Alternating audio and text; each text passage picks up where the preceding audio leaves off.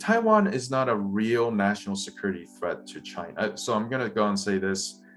People are going to attack me and send me. I was like, oh, okay, Victor.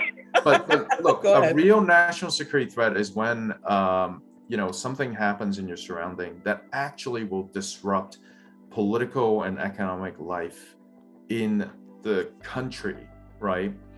And Nancy Pelosi going to Taiwan does not objectively disrupt anything in mainland China. Economic will continue.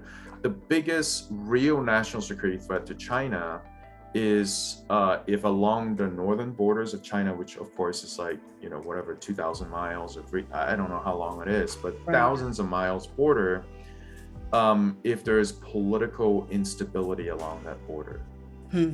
That is a real national security threat.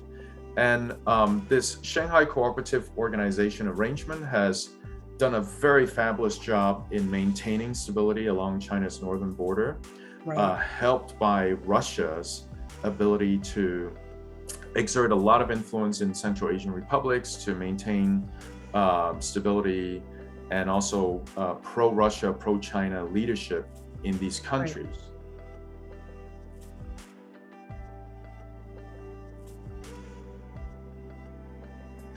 Within the ruling party, in this case, the Chinese Communist Party, everyone is supposed to be comrades with each other. In reality, they're enemies.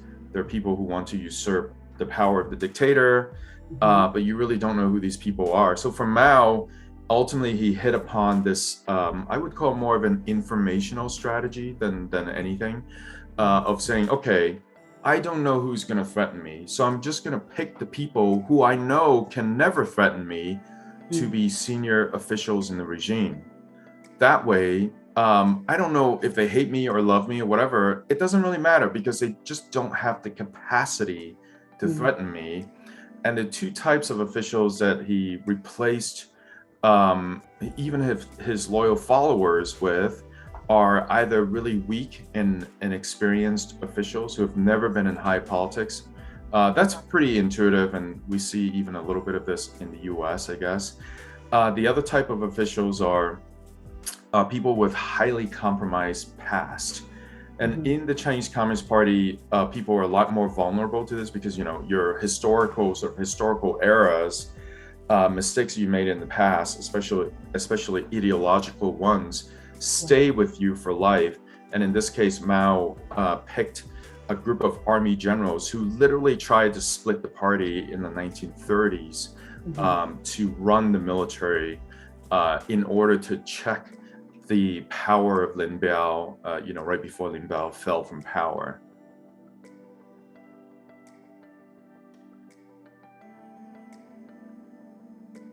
How do you get the Pakistani diaspora involved?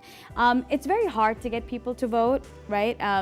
I don't know how many of you vote in national elections. Local elections is even worse. Everybody complains about politics, nobody wants to vote. And you see that in American politics. And now you're getting this push to sort of engage voting-wise in Pakistan as well. All of this is a big way of saying that one of the ways that the diaspora can at least engage foreign policy, impact foreign policy, is build confidence-building measures. Through various avenues, having people-to-people connections, you can have a better idea of why is it that things don't seem to work at the upper level, right? And why is it that more and more Pakistanis are not being engaged, or why is there such an importance to have a hyphenated identity?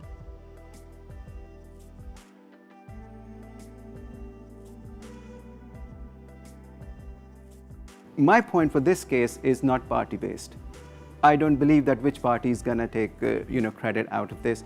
My thought is completely go to Lincoln's school of thought, that let's see the generations, they see the fruits of it. So I feel like that even you start from 2%, it must be started. This is how I see the process. Mechanisms, in Africa is a developing country, but if they can devise it, yes. So why not, why not we, we shouldn't be. Maybe we should be looking at countries similar to Pakistan, like the Philippines, that has a similar distribution of population and have set up systems through consulates and embassies.